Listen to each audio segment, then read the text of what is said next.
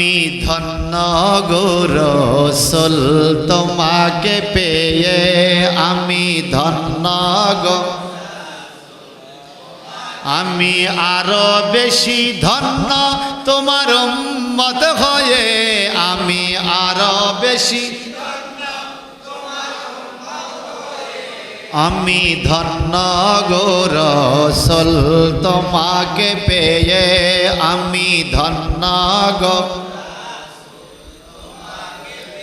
কথা, এদেরকে হত্যা করার প্রয়োজন নাই, বরং এদেরকে তোমরা মদিনা থেকে বের করে দাও। হযরত ওমর রাদিয়াল্লাহু তাআলা নিজে নিরাপত্তা দিয়ে আমার নবীজির কথা অনুযায়ী এই কাফের মুশরিকদেরকে মদিনা থেকে বের করে দিয়েছে। আল্লাহু আকবার কর। আচ্ছা, এই যে বাইর করে দিয়েছে দমকাইয়া, তাদের অন্তরে একটা রাগ গেছে না? কথা কন, এটা ক্ষোভ সৃষ্টি হয়েছে তো। এই ক্ষোভের কারণে একটা যুদ্ধ হয়েছে, এই রাগের কারণে একটা যুদ্ধ হয়েছে মুসলমানদের সাথে কাফেরদের।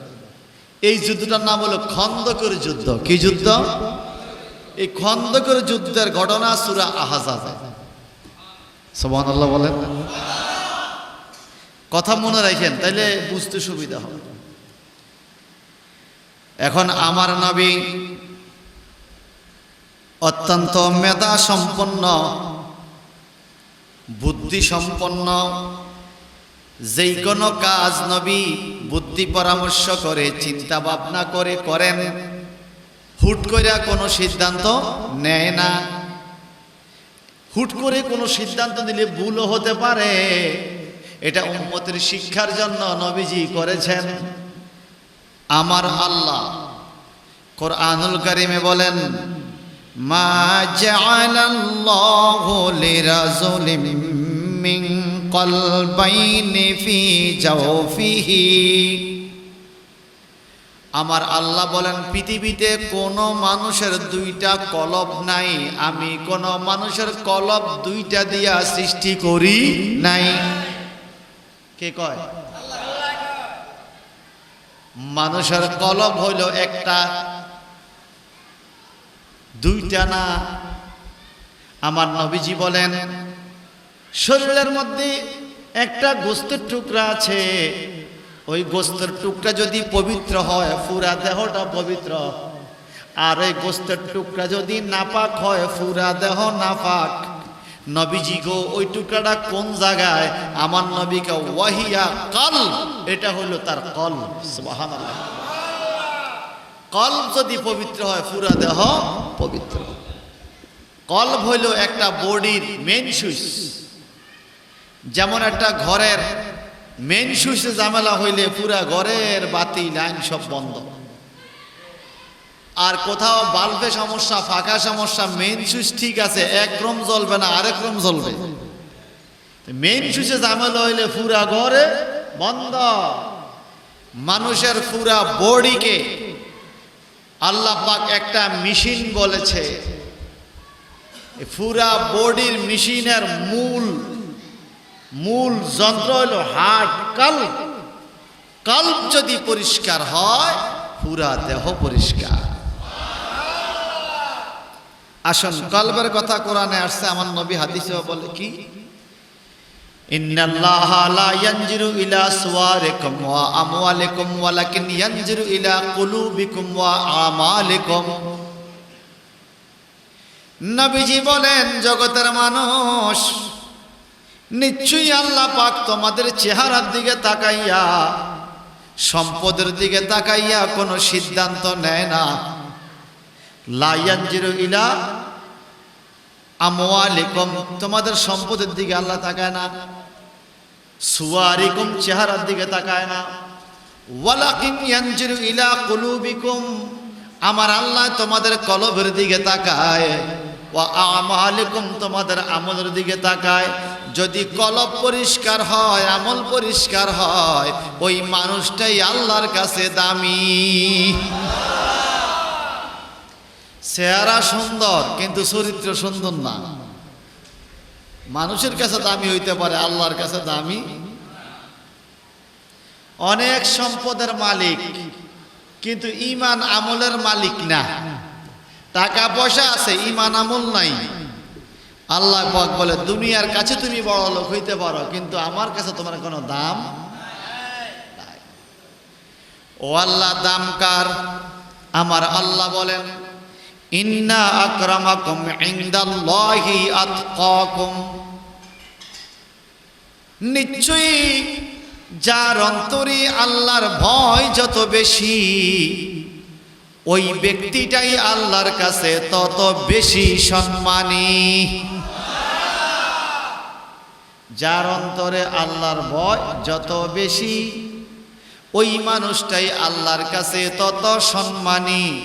এখন ৫,০০০ কোটি টাকার মালিক, তার অন্তরে আল্লাহর ভয় নাই, আবার রিক্সা চালায়, ভ্যান চালায়, জমিনে কাজ করে, তার অন্তরে আল্লাহর ভয় আছে। আল্লাহ বলে ইন্না আকরামাকুম ইনদাল্লাহি আতকাকুম। তুমি টাকা পয়সার দিকে তাকাইয়া দুনিয়ার ধনী মানুষের দামি কইরা কুরসিতে বসাইতে পারো, কিন্তু যেই মানুষটা রাস্তায় পড়ে আছে, গরিব, খানা নাই ঘরে, তার অন্তরে যদি আল্লাহর ভয় থাকে, কিয়ামতের ময়দানে আমি আল্লাহ তাকে নূরের টুপি পড়াইয়া সম্মানিত করব। দুনিয়ার টুপির কি দাম আছে? জান্নাতি নূরের টুপি না দামি? কথা কন ঠিক কিনা?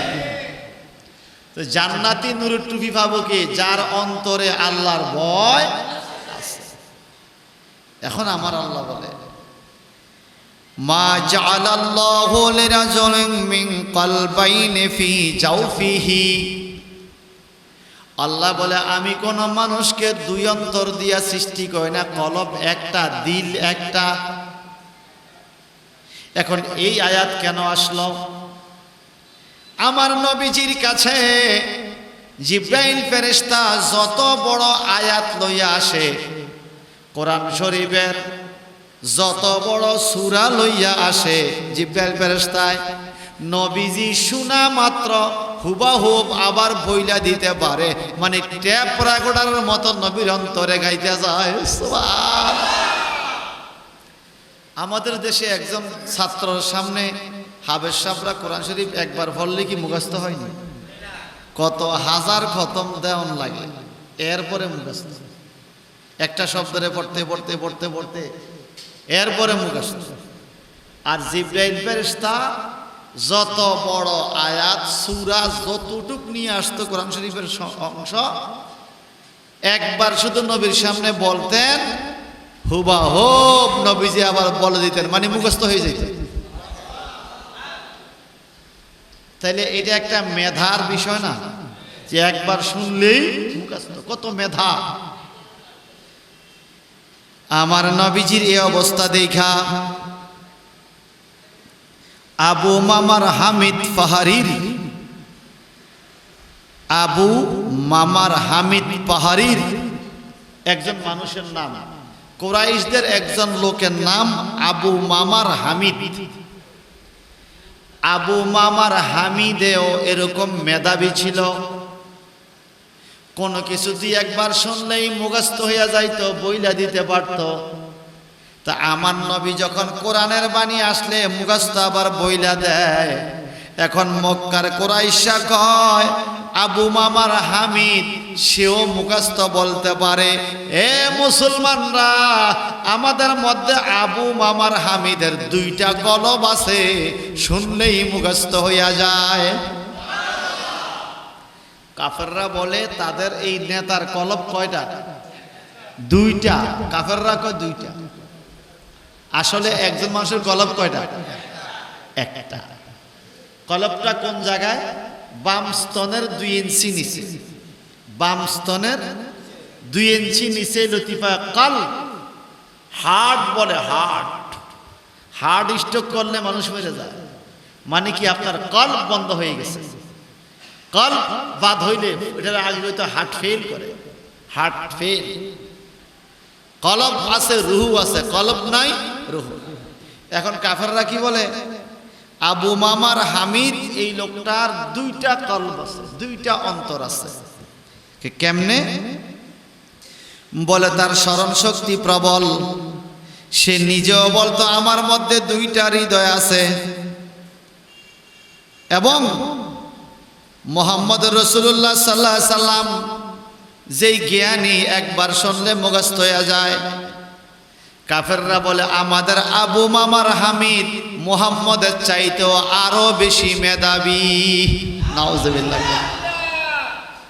নবীজির চাইতেও হে নাকি বেশি মেধাবী।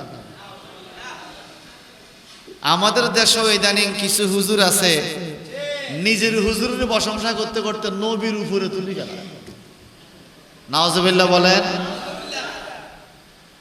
মনে রাখবেন, সবসে আফজল সবসে আকরাম আল্লাহু আকবার আল্লাহু আকবার, বাদে আল্লাহ সবসে আলা নূর মুহাম্মদ হাবিবিহি বলগল উলা বিকামা কশফা দুজা বিজামালিহি হাসনাত জামিউ খসালিহি সাল্লাল্লাহু আলাইহি মুহাম্মদ বলগল উলা বিকামালিহি কশফা দুজা বিজামালিহি হাসনাত জামিউ খসালিহি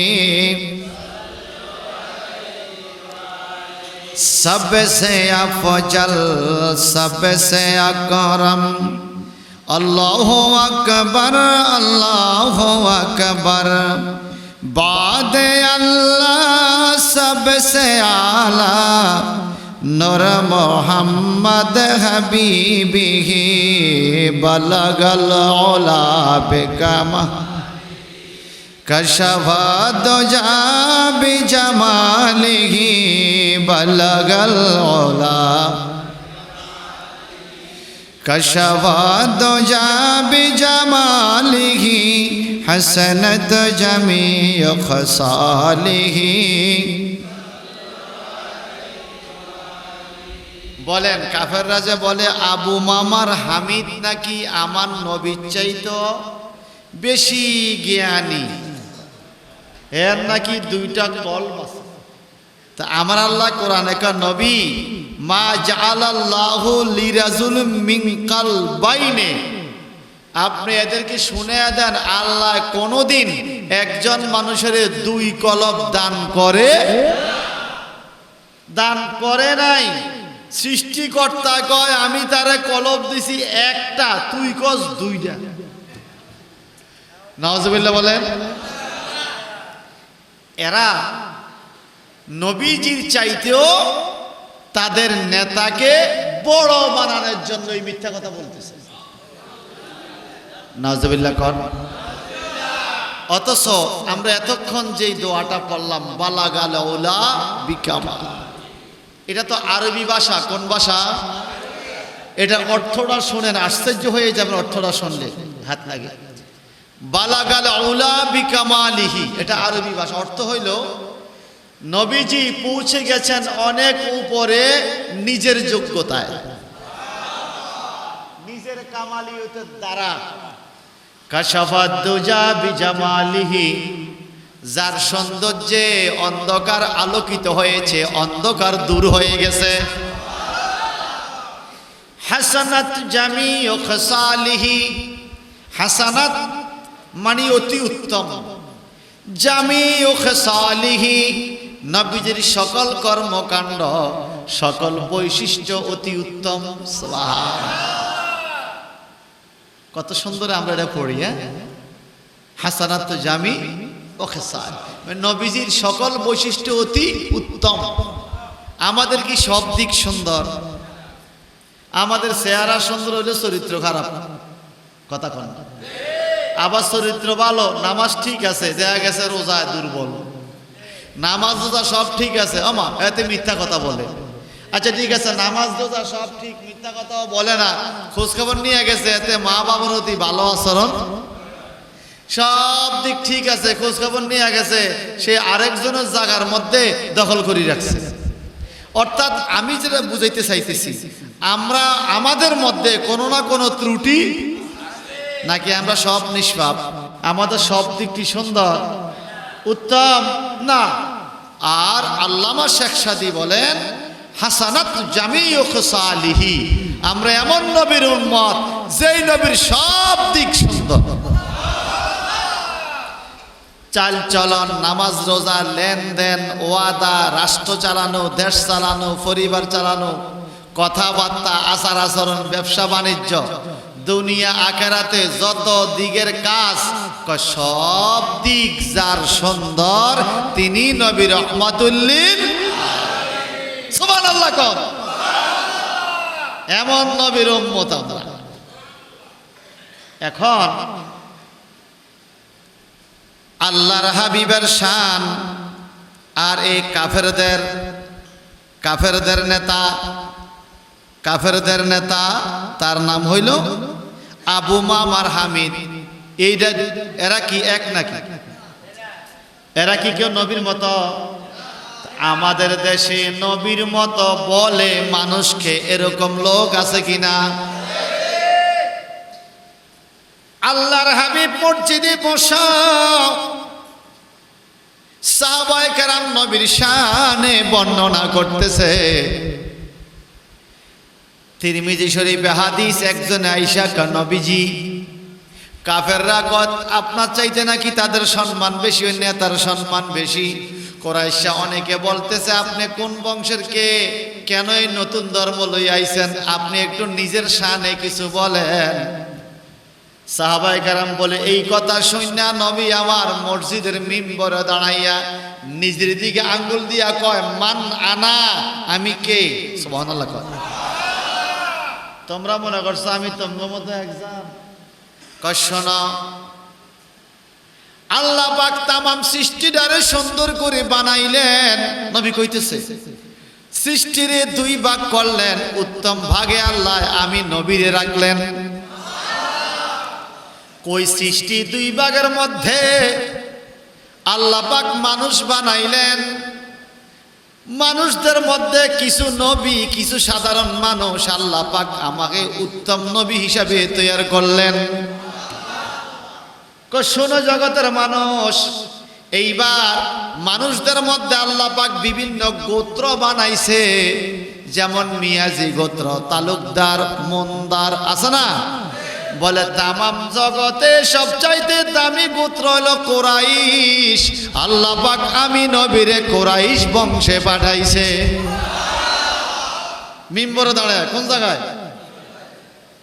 এই কাফেরদের কথার জবাবে নবী বলতেছে শোনা আরো আছে। বলে কি? বলে আমার গোত্রের মধ্যে অনেক কবিলা আছে, আল্লাহ পাক আমাকে হাশেমি খানদানে রাখছে। আমার খানদানের মধ্যে অনেকগুলো ঘর আছে, ওই ঘরগুলোর মধ্যে উত্তম ঘরে আল্লাহ পাক আমারে পাঠাইছে, যেটা আমেনার ঘর। বলে আমেনার ঘরের মধ্যে আবার কত মানুষ আছে, আমেনার বোন আছে, ভাই আছে, আরো আত্মীয় স্বজন আছে। আমি নবী আমেনার ঘরে আছি। বলে আমেনার ঘরে যত মানুষ সবচাইতে উত্তম মানুষ আল্লাহ আমারে বানাইছে। এইভাবে নবী ওয়াজ করতেছে। নবীজির সম্মান শুইনা মদিনা শরীফের একজন যুবক, হে মোহাম্মদপুরের যুবকেরা ভালো করে শোনেন, দিলের কান লাগাইয়া শোনেন। যার অন্তরে নবীজির প্রেম যত বেশি, তার অন্তরেই তো কোরআনের মহব্বত তত বেশি। যার অন্তরে নবীজির ভালোবাসা যত বেশি, তার অন্তরেই তো ইবাদতের মজা তত বেশি। ঠিক কি না? এখন বাজান, মদিনা শরীফের একজন যুবক, নাম হলো হাসান বিন সাবেত রাদিয়াল্লাহু তাআলা। উনি যখন শুনলেন কাফেররা বলতেছে কাফেরদের নেতাও নাকি নবীজির চাইতে দামি কেউ আছে, উনি নবীজির জন্য কবিতা বলা শুরু করলেন, নাতে রাসূল বলা শুরু করলেন। সুবহানাল্লাহ। উনি ছিলেন নবীজির যুগের শায়ের। শায়ের মানে কবি, শের মানে কবিতা। ওনার নাম হলো শায়েরুন নবী, আমার নবীর শানের লেখা কবিতার কবি। সুবহানাল্লাহ। উনি আইসা মসজিদ নববীতে নবীজির শানে নাতে রসুল পড়া শুরু করলেন।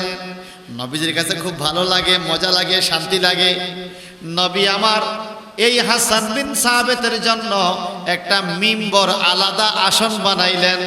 বানায়া বললেন, হাসান বিন সাবিত, তুমি এই মিম্বরের মধ্যে উইটা নাতে রসুল পড়ো। যে নাতে রসুল পড়বে তার একটা ইজ্জত আছে। আচ্ছা, এবার বলেন, আমাদের দেশে আমরা নাতে রসুল পড়ার জন্য কি এই আলাদা কোনো মিম্বর বানাইছি? নবীজি মসজিদে নববীতে আলাদা মিম্বর বানাইছে। হাসান বিন সাবিত, তুমি ওখানে উইটা নাতে রসুল পড়ো। উনি উঠতে চায় না। আরে উঠো, আমি বলছি। তুমি এখানে দাঁড়ায় নাতে রসুল পড়ো, আমি নবী দোয়া করতেছি। তুমি যখন নাতে রসুল পড়তে থাকবা, তোমারে জিবরাইল ফেরেশতায় সাহায্য করবে। জোরে কর আল্লাহু আকবার। এবার বলেন, যারা নাতে রসুল পড়ে এদেরকে জিবরাইল ফেরেশতা সাহায্য করে, নবী দোয়া করছে। এখন সাহায্য পাইয়া হাসান বিন সাবিত নবীজির দোয়া পাইয়া কি নাতে রসুল পড়ে শুনবেননি একটা লাইন। ওনারা তো আরব দেশের, আরবি নাত। এই দেখেন কি বলে, ওয়া আহসানু মিনকা লাম তারা কত্তু আইনি ওয়া আজমালু মিনকা লাম তালিদিন নিসা খুলিকতা মুবাররাআম মিন কুল্লি আইবিন কাআন্নাকা কাদ খুলিকতা কামা তাশা।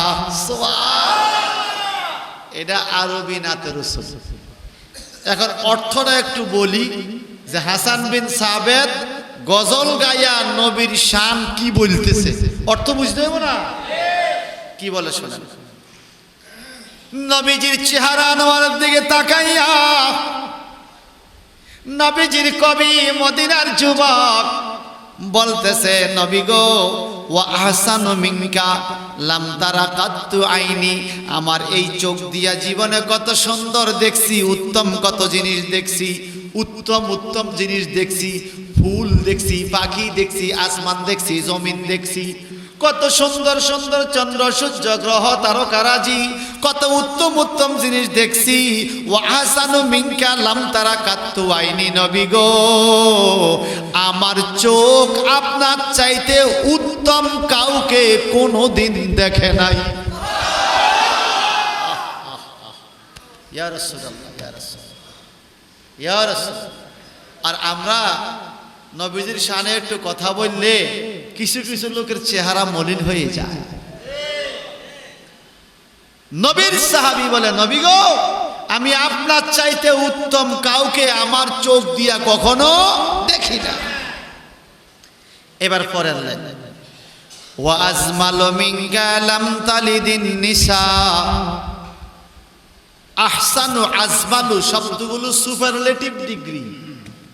আকবারুল ওজনে ইসমে তাফজিল, আফজালু সুপারলেটিভ। যেমন good, better, best. Good, better, best. Good মানে ভালো, বেটার মানে আরো ভালো, বেস্ট মানে সবচাইতে ভালো। তো আমার নবীজির শানে সাহাবায়ে কারাম যখন কোন শব্দ ব্যবহার করতেন, সবচাইতে সম্মানী উত্তম শব্দটা ব্যবহার করতেন। যেমন আহসানু, অতি উত্তম। আবার এবার বলতেছে, ওয়া আজমালু মিনকা লাম তালিদিন নিসা। নবী গো, এই পৃথিবীর কোন নারী আপনার চাইতে বেশি সুন্দর কোন সন্তান প্রসব করে নাই। পৃথিবীর কোন নারী আপনার চাইতে বেশি সুন্দর সন্তান প্রসব করে নাই। কেমন? খলেকতা মুবাররাআম মিন কুল্লি আইবিন, আমার আল্লাহ আপনারে যে সৃষ্টি করছে আইব ছাড়া, মিন কুল্লি আইব মানে কোনো দোষ নাই, কোনো ত্রুটি নাই। আপনার দিকে নজর দিলে আপনাকে নির্দোষ বোঝা যায়। আল্লাহু আকবার।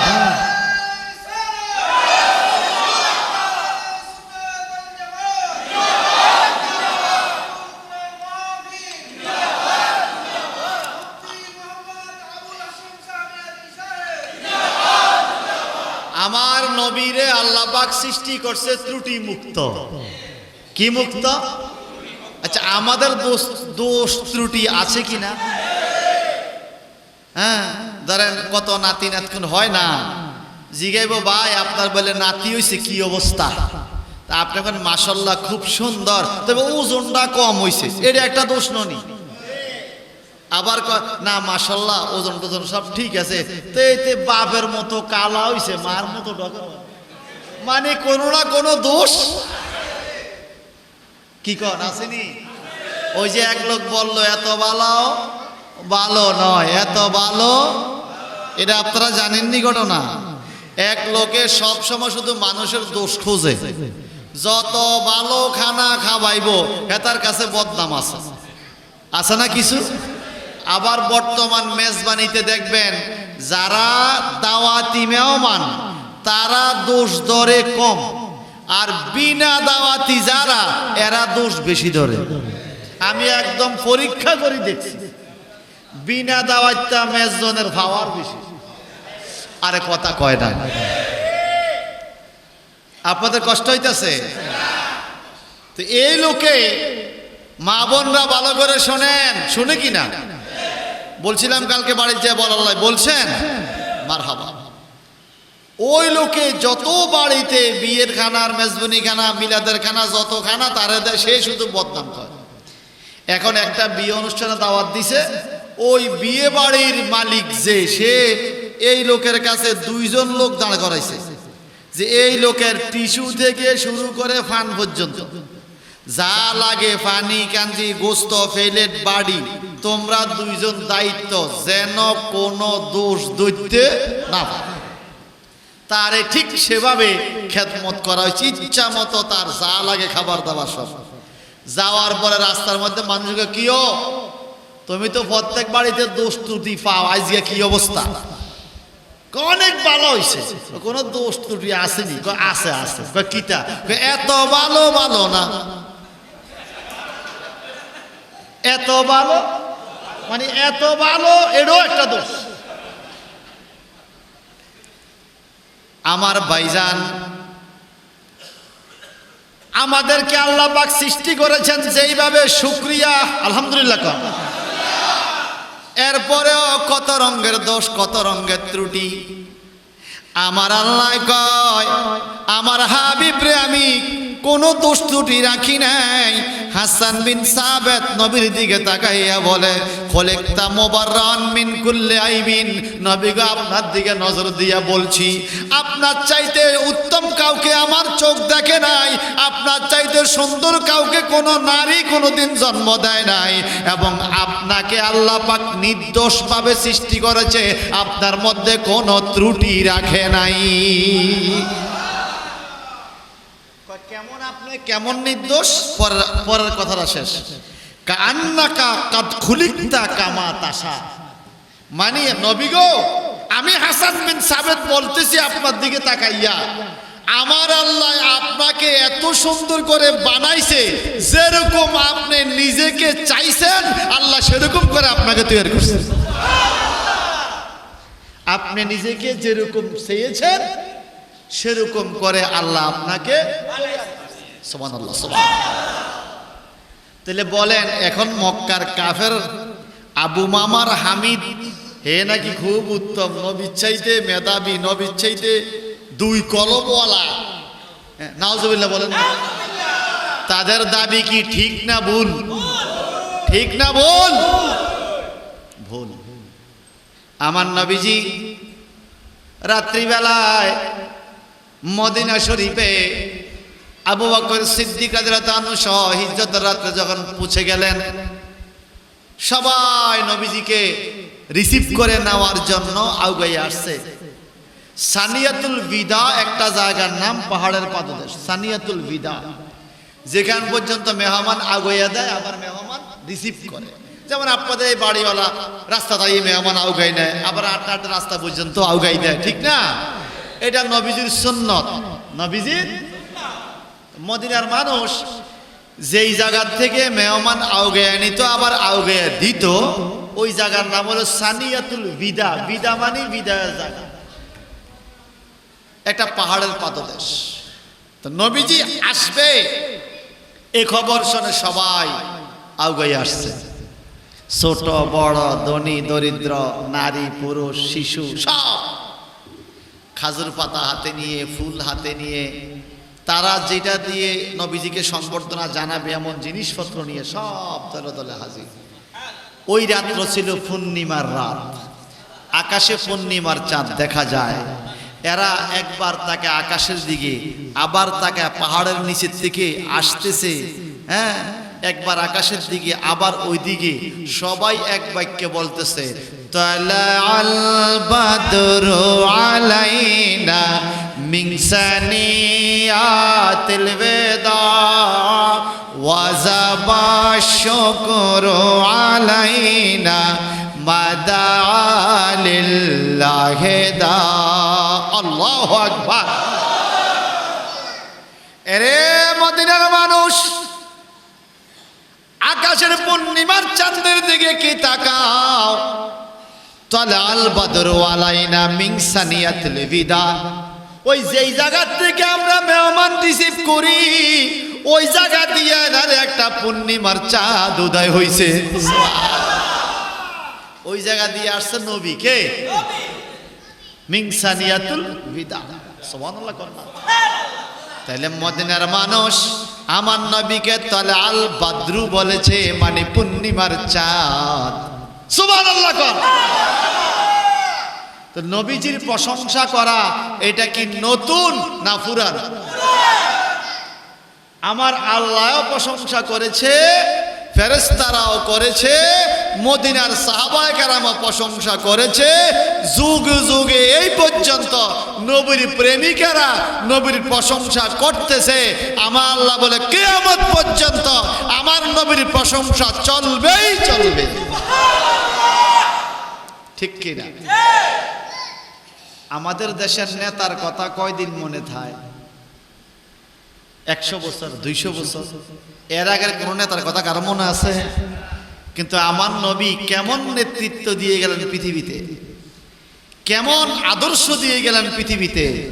প্রত্যেক দিন 5 ওয়াক্ত আজানে, মানুষ একামতে, এমনকি তাশাহুদে আত্তায়াতুতে আমার নবীর স্মরণ করে।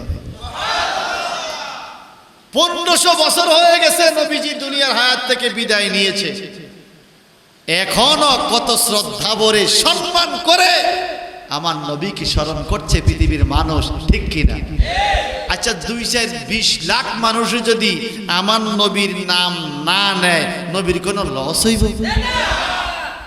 খোদা কি আজমত ক্যা হে, খোদা কি আজমত ক্যা হে, খোদা কা মুস্তফা জানে মকামে মুস্তফা ক্যা হে, মকামে মুস্তফা ক্যা হে, মোহাম্মদ কা খোদা জানে।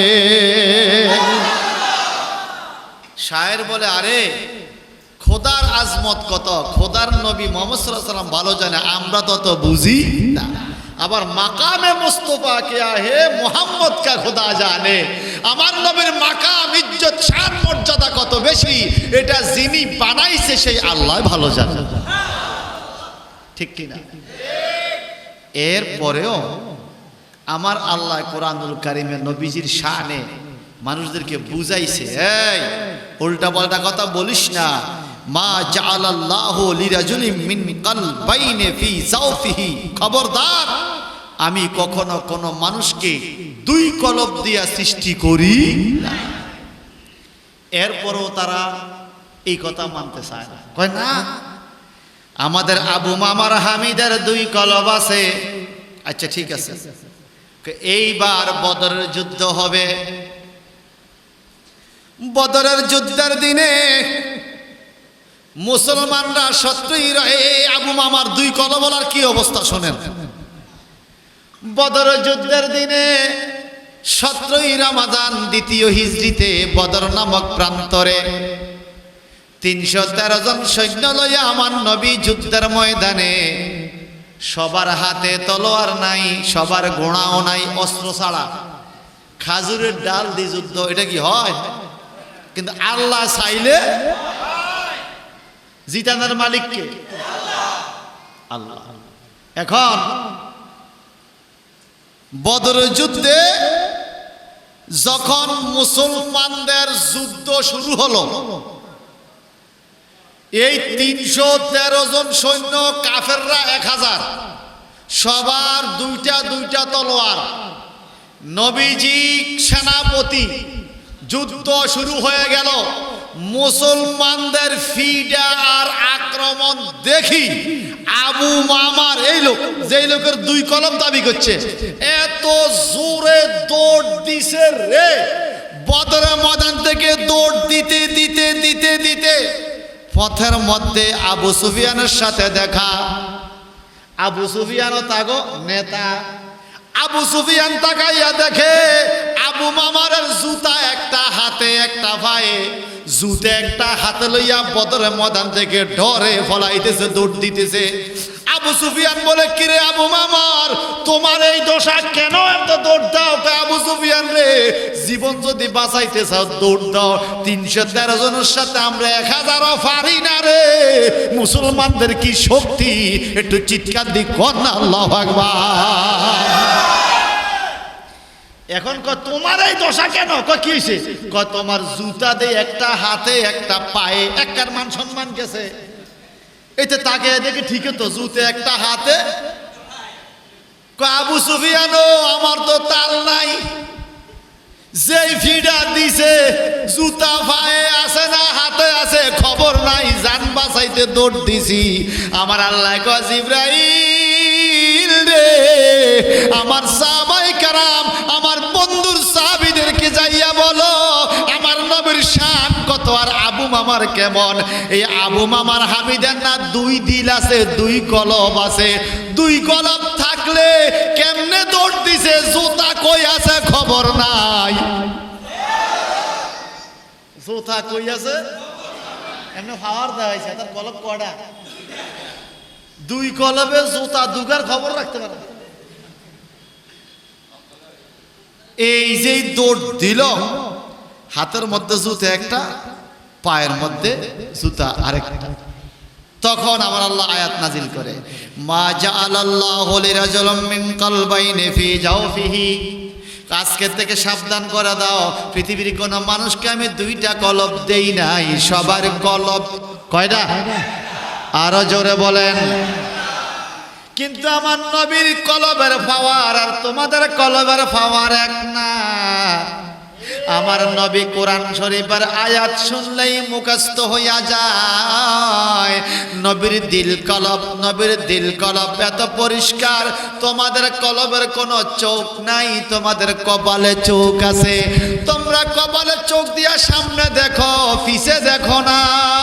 আম্মা আয়েশা সিদ্দিকা রাদিয়াল্লাহু তাআলা আনহা বলেন, হে জগতের মানুষ শোনো, আমি আমার নবীর স্ত্রী, নবী আমার স্বামী। তোমাদের স্বামী কেমন আমি জানি না, তবে আমার নবী এমন নবী রে, আমার নবী কাছে যেমন দেখে দূরেও তেমন দেখে, সামনে যেমন দেখে পিছেও তেমন দেখে, আলোতে যেমন দেখে আন্ধারেও নবী তেমন দেখে। বাইরে কথাগুলো তো আমাদের না, কিতাবের কথা। নবী আমার সামনে যেমন দেখে। আচ্ছা, আপনাদের ইমাম সাহেব হুজুর কি এই সামনের দিকে তাকায় যখন ইমামতি করে, ফিসে মুসল্লিরা কি করে এটা দেয়নি? হ্যাঁ, এখন আসেন এই আয়াতের ব্যাখ্যা আমি হাদিসে পাক থেকে, কিতাবুস সালাত, নামাজ ফরজের মধ্যে একটা হাদিস আছে। আমার নবীজি সাহাবী সাইয়েদনা হযরতে আনাস ইবনে মালিক রাদিয়াল্লাহু তাআলা আনহু থেকে বর্ণিত, তিনি বলেন, ক্বালা নবী সাল্লাল্লাহু আলাইহি ওয়াসাল্লাম, রাসূল পাক সাল্লাল্লাহু আলাইহি ওয়াসাল্লাম ইরশাদ করেন, ওয়াল্লাহি, আল্লাহর কসম, ইন্নী লাআরাকুম, নিশ্চয় আমি তোমাদেরকে দেখি, মিন বাদি, সুবহানাল্লাহ, আও মিন যাহরি আও কামা ক্বালা আলাইহিস সালাতু ওয়াস সালাম, রাওয়াহুল বুখারী। জোরে জোরে কোন সুবহানাল্লাহ। আমার নবীজি বলেন, এই নামাজের মতো ঠিক মতো দাঁড়াও, আকিমুর রুকুয়া ওয়াস সুজুদা ইন্নী লা আরাকুম মিন বাদি, আকিমুর রুকুয়া ওয়াস সুজুদা ওয়াল্লাহি ইন্নী লা আরাকুম মিন বাদি। নবীজি বলে রুকু সেজদা ঠিক মতো দাও, নামাজে চুরি কইরো।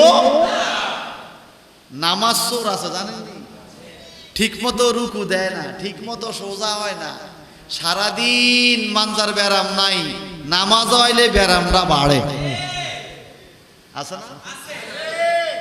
আল্লাহর কাছে সবসময় দোয়া করবেন, আল্লাহ তুমি যা করো না করো তোমার মর্জি, কিন্তু তোমার নামাজটা যেন দাঁড়াইয়া পড়তে পারি, মৃত্যু পর্যন্ত তোমাকে যেন দাঁড়িয়ে তোমার নামাজটা পড়তে পারি, আমি যেন হাঁটু দিয়ে, হাত দিয়ে, নাক দিয়ে, কপাল দিয়ে মাটিতে তোমাকে সেজদা দিতে পারি। আল্লাহ এই তৌফিকটা দান করো, জোরে কোন আমিন। যত রকম বালা বাবা, এই যে অসুখের কারণে স্যারও পয়সা পড়েন, যায় পড়েন, আসলে তো ভালো লাগে না, কারণ সেজদাটা দিলে যেরকম শান্তি পাওয়া যায় নামাজে, ঠিক কিনা? নামাজের সবচেয়ে গুরুত্বপূর্ণ অংশ হলো সেজদা। আমার আল্লাহ বন্দার উপর তখন খুশি হয় যখন আল্লাহ দেখে বন্দা তাকে সেজদা করে। কি করে বলেন না, কি করে? এখন নবীজি বলে আকিমুর রুকু ওয়াস সুজুদা, রুকু সেজদা ঠিক মতো দিও, রুকু সেজদায় কোনো ডিস্টার্ব। সাহাবায়ে কেরাম একজন আরেকজনের দিকে তাকায়, বলে নবীজি তো ইমাম সাহেব সামনে, আমরা হইলাম পিছনে, মানে আমগো কার রুকু ঠিক মতো হয় না না হয় এটা নবী কেমনে বুঝি? এইবার আমার নবী বলতেছে, ওয়াল্লাহ আল্লাহর কসম, ইন্নী নিশ্চয়ই আমি, লা আরাকুম অবশ্যই তোমাদেরকে দেখি, মিন বাদি আমার পিছন থেকে, যদিও তোমরা দেখো আমি সামনের দিকে তাকাই ইমামতি করি, আমি পিছনের মুসল্লিও দেখি। ওরে আমার দেশে এক লোক বলছিল, ও ভাই রে ভাই, কথা কয় না, এটা অন ভাইরাল, এটা কি? যদি আপনাদের এই মসজিদের ইমাম সাহেব হুজুর শুক্রবার দিনে সালাম ফিরাইয়া জুমার নামাজের পরে কয়, ভাই আজকে আপনাদের অনেকের রুকু সেজদা হয় নাই, আমি খেয়াল করছি, হুজুরে দেখাইবো কেরামতি, চলি যাইব ইমামতি। কারণ পাবলিক বলবে আমরা রুকু সেজদা ঠিক মতো হইছি কি হয় নাই, হুজুরও তো আমগো লগে রুকু সেজদা দিছে, উনি তো সামনের দিকে ফিরে আমগরে কেমনে দেখলো, নিশ্চয়ই হুজুরে সেজদার মধ্যে ফালাইয়া ফিসে ঘুরছে, নইলে কেমনে দেখলো? কথা কন না? কারণ আমগো দেশের মুসল্লি নামাজ পড়ক আর না পড়ক, ইমাম কেমনে দৌড়ান লাগে ওই আন্দোলন জানে। কথা কন না? সমাজের সব মুসল্লি ইমাম সাহেব একজনের বিরুদ্ধে, যত দোষ ইমাম, এটার কোনো দোষ না, এটা ভালো। এক সপ্তাহ পরে মসজিদে কি হুজুর কি দেননি মাদ্রাসার ভাষা, ওই দেন না বলু। আরে বাবা আপনি একটু করেন না, মসজিদ কার ঘর, আপনি একটু করেন, অসুবিধা কি? সওয়াব নাই? আমি মসজিদের খেদমত করতে পারলে তো আমার জীবনে ধর্ম। কিন্তু কিছু মুসল্লি আছে শুধু কি ধরে, দোষ ধরে। কি ধরে? শুধু ইমাম সাহেবের দোষ ধরে। আবার যারা বেশি দোষ ধরে হেরা সপ্তাহে শুধু জুমার দিন মসজিদে হয়। তো ইমাম সাহেব মনে মনে কয় এইতে এক বেলায় যা করে যদি 5 বেলা মসজিদে হইতে তত মনটারে বুঝাইতে হবে। আছে না? আছে না? মনে রাখবেন ভাই, সমাজে কিছু কিছু মুসল্লি আছে ইমাম সাহেব তাদেরকে খুব ভালোবাসে, মহব্বতের অন্তরে অন্তর দিয়েও মহব্বত করে। আবার কিছু মুসল্লি আছে ওই সামাজিক মুসল্লি হিসেবে সালাম কালাম দেয়, আসলে মনে তারে ভালোবাসে। কেন? তার আচরণের কারণে। কিসের কারণে? এখন ইমাম সাহেব যদি এই কথা বলে যে আমি পিছনেও দেখছি, তাইলে আপনারা বলবেন আপনি পিছনে তাকাইছেন, নামাজ হয় নাই। আর হাজার হাজার সাহাবায়ে কেরাম আমার নবীর পিছনে নামাজে দাঁড়াইছে, নবীকে আমি সামনে যেমন দেখি পিছনেও দেখি। কোন সাহাবী মন্তব্য করে নাই, কারণ সকল সাহাবী জানে আমার নবীর কলব আল্লাহ পাক এমন ভাবে সৃষ্টি করছে, কাছে যেমন দেখে, দূরে তেমন দেখে, সামনে যেমন দেখে, পিছেও তেমন দেখে, আলোতে যেমন দেখে, আধারেও তেমন দেখে। এবার বলেন, আমরা ওই নবীর উম্মত হতে পেরে ধন্য না? কে কে খুশি হাত তোলেন। নারে তাকবীর, নারে রিসালাত। আমি ধন্য গো রাসূল তোমাকে পেয়ে, আমি ধন্য গো, আমি আরো বেশি ধন্য তোমার উম্মত হয়ে, আমি আরো বেশি, আমি ধন্য গো রাসূল তোমাকে পেয়ে, আমি ধন্য গো। কথা বলেন ঠিক কি না? তা আমরা নবীরে ভালোবাসি, হয়তো বলতে পারি আমি গরিব, আমি দরিদ্র, আমি অভাবী, আমার আমল নাই, এলেম নাই, কোন রকম জিনশীর্ণ, কিন্তু যদি অন্তরে মহব্বত থাকে মনটারে বুঝাইতে পারবো আমি প্রেমিক, গরিব হইতে পারি, কিন্তু আমি যার প্রেম করি তিনি মহানবী। কি নবী? মহানবী। এই জন্য আরেকটা সুর আছে, আমি প্রেমিক হতে পারি অতি সামান্য, যারে ভালোবাসি তিনি জগৎ বরেন। ওই সুবহানাল্লাহ কর না, যেই নবীরে ভালোবাসি উনি জগৎ বরেণ্য। আমি সামান্য হইতে পারি, কিন্তু আমি যারে ভালোবাসি তিনি আল্লাহর বন্ধু। আমি প্রেমিক হতে পারি অতি সামান্য, আমি প্রেমিক হতে পারি যারে ভালোবাসি তিনি জগৎ বরেণ্য, যারে ভালোবাসি তিনি না। আমি মানুষ হতে পারি অতি সামান্য, আমি মানুষ হতে পারি। কথা বলেন ঠিক কিনা? তাহলে এই আবু মামার দুই কলবওয়ালা মানুষ খুব পাওয়ারফুল মনে করছে, নবীর চাইতেও দামি। আল্লাহ পাক কোরআনের আয়াত দিয়ে প্রমাণ করে দিল যে আল্লাহর নবীর চাইতে দামি আল্লাহর সৃষ্টি জগতে আর কেউ। কথা ঠিক কি? এখন যদি আমার দেশের কোন হুজুর বলে নবী আমার মতো, আপনি কি মানবেন? মানবেন? যদি আপনি মানেন তাহলে আপনি হয়ে যাবেন ওই তাগো মতো। এটা আমার কথা না, কোরআনের কথা। তবে নবী মানুষ, নবী কি বলেন না? আমরা হলাম মাটির মানুষ, আমার নবী নূরের মানুষ। আমাদের ছায়া হয়, নবীর ছায়া হইতো না। আমাদের গামে গন্ধ হয়, নবীর গামে খুশবু হইতো। আমাদের মুখ দিয়ে মিথ্যা কথা বাইর হয়, আমার নবী জীবনে মিথ্যার কল্পনাও করেন নাই। আমরা আঙ্গুল দিয়ে গাছের পাতা ছিঁড়তে পারি না, আমার নবী আঙ্গুল ইশারা দিয়ে চন্দ্র দুই টুকরা করে দিছে। আমরা বিমান ছাড়া আকাশে উঠতে পারি না, নির্দিষ্ট রেখার উপরে যাইতে পারি না। আমার নবী বিমান হেলিকপ্টার ছাড়া আর সবাই চলে গেছে। তোর কি আমগো মতো বলেন না? এটা কখনো বলা উচিত হবে? আমাকে নামাজে সালাম দিলে নামাজ হবে না, কিন্তু আমার নবীকে নামাজে সালাম না দিলে নামাজ হবে না। আসসালামু আলাইকা আইয়ুহান নাবিয়্যু ওয়া রাহমাতুল্লাহি ওয়া বারাকাতুহু। আছে না ভাই? যদি এই আসসালামু আলাইকা আইয়ুহান নবীর জায়গায় এখন আসসালামু আলাইকা আইয়ুহাল ইমাম, ও আমগো ইমাম আমরে সালাম নামাজে, নামাজ কি হবে? তো যেখানে আমার ইমামরে সালাম দিলে নামাজ হয় না, আবার আমার নবীরে সালাম না দিলে নামাজ হয় না। সুতরাং বোঝা গেল ওই নবীকে আমার মতো সাধারণ বলা যাবে। আরেকটা উদাহরণ দিয়ে আমি আয়াতের শেষ দিকে যাব। আল্লাহ পাক বলেন, তোমাদের সমস্ত স্ত্রীকে,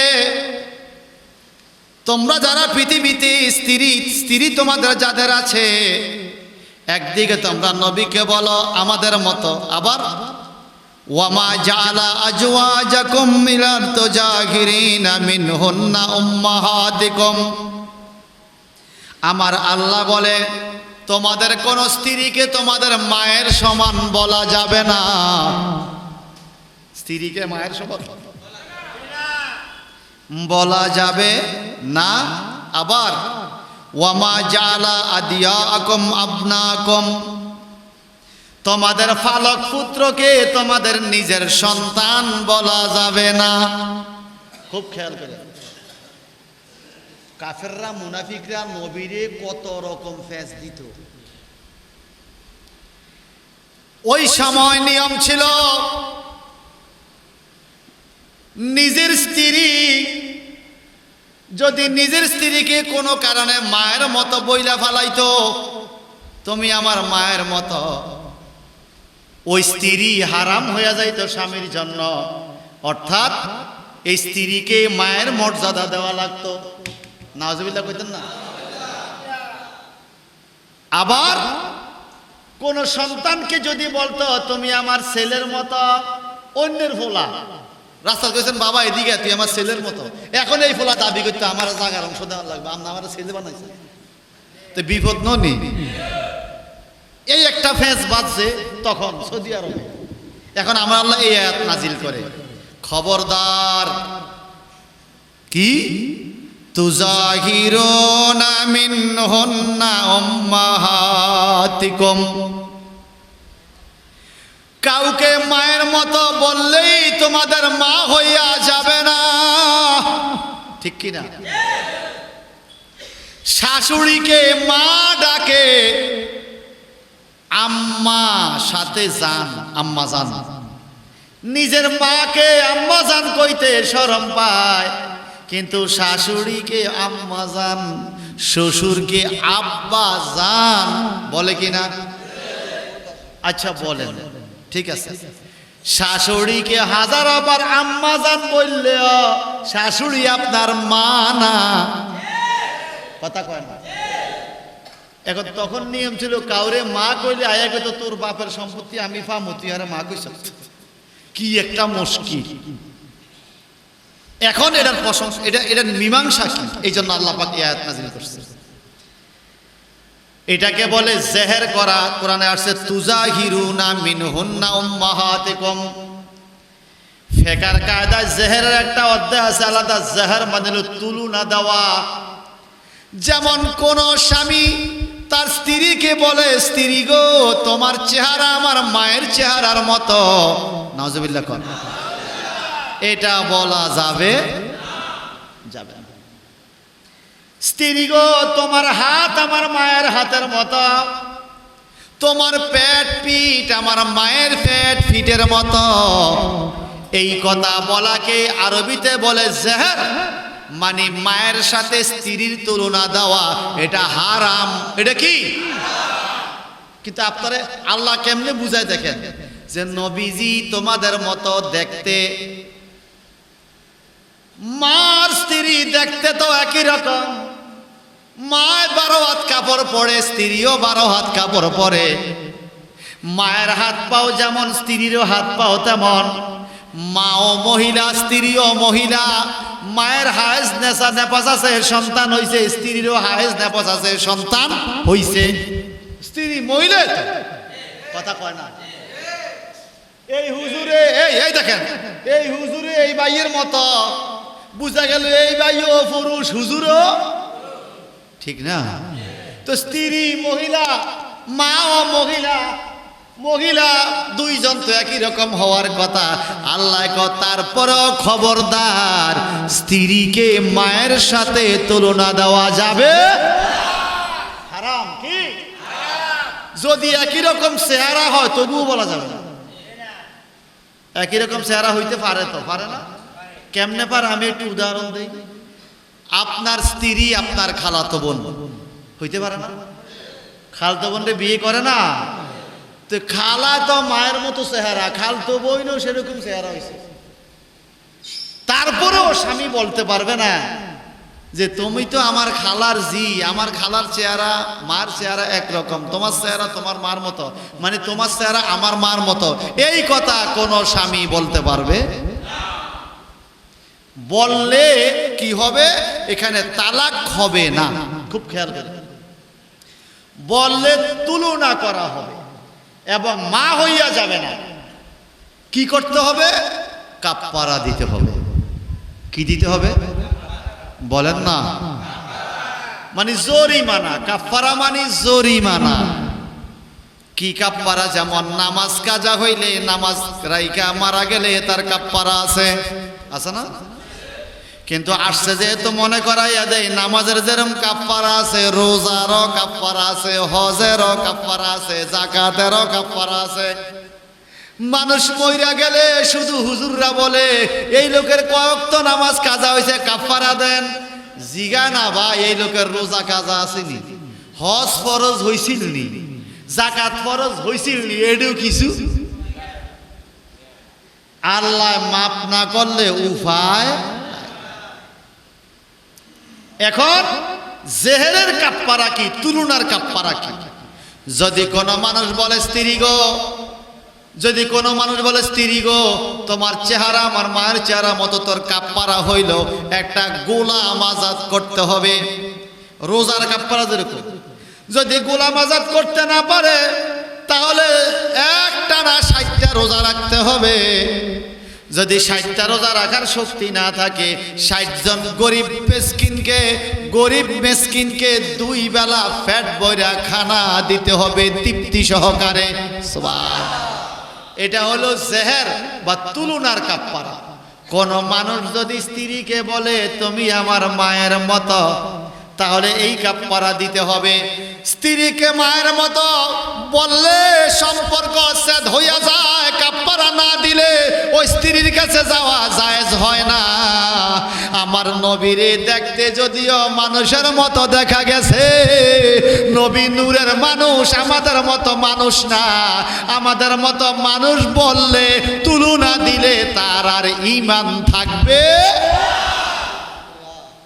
কথা বুঝতে পারছেন? ঈমান থাকবে না, ঈমান চলে যাবে। বলবেন আমি আমার মতো, নবী নবী নবী। আচ্ছা, আমরা এই মসজিদে এতগুলো মানুষ আজকে তাফসিরে, বলেন তো কে কার মতো আছে? কেউ কার মতো আছে? নামে বেশ কম, চেহারা বেশ কম, বংশে বেশ কম, শুরুতে বডি, টাকা পয়সা সব দিকে বেশ কম। একজনও নাই যে একরকম আছে। সারা পৃথিবীতে এরকম কোন লোক পাই না।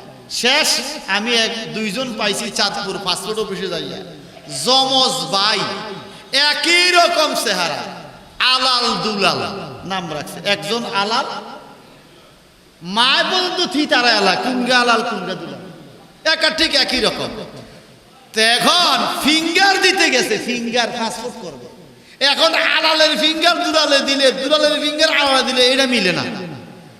কথা বুঝেন নাই? ছবি মিলে, বডি মিলে, কিন্তু ফিঙ্গার মিলে না।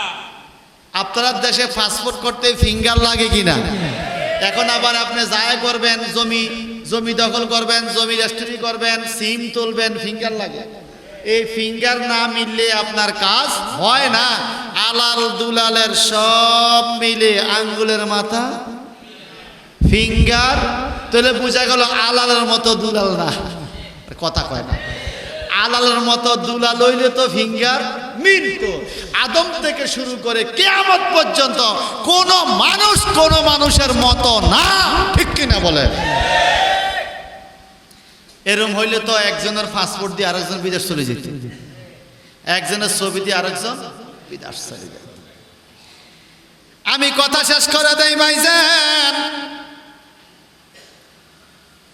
আমার নবীজি বলে, তোমরা কেউ কাউকে স্ত্রীকে মায়ের মতো, মাকে স্ত্রীর মতো বলিয়া গুনাহগার হইও না। তবে দোষ এবং গুণের সাথে তুলনা করা যাবে।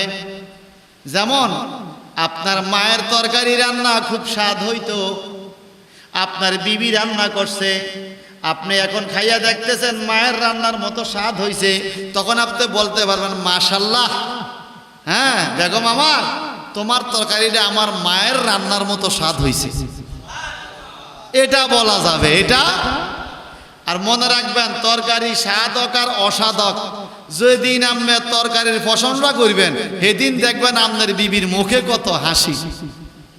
কথা কয়। আর যদি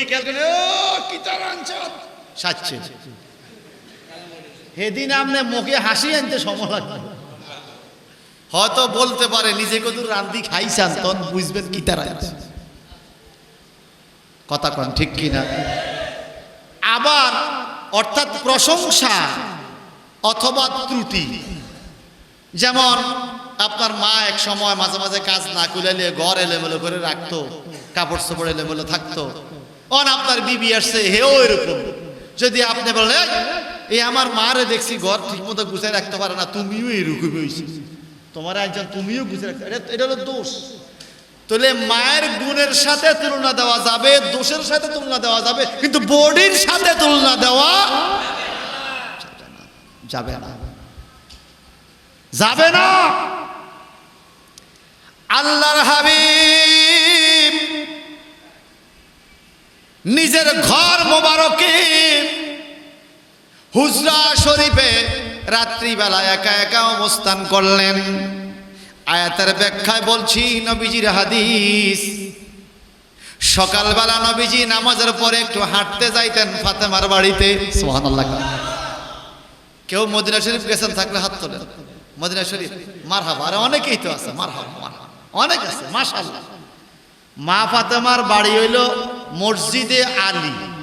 মসজিদে, এটা এখন মা ফাতেমার বাড়ি ছিল, এখন মসজিদে আলী হয়েছে। তো রওজা পাক থেকে হাইটা যাইতে কত 1 মিনিট 1.5 মিনিট লাগে, এত কাছে। এই কোনার দিকে হাঁটলেই মসজিদে আলী। সুবহানাল্লাহ বলেন। মসজিদে আলী মা ফাতেমার ঘর। আমার নবী নাম ফজর পড়া মাঝে মাঝে মা ফাতেমার ঘরে যাইতেন, খোঁজ খবর লইতেন। মেয়ে তো, মেয়ের জন্য একটা আলাদা মায়া থাকে, কি বলেন?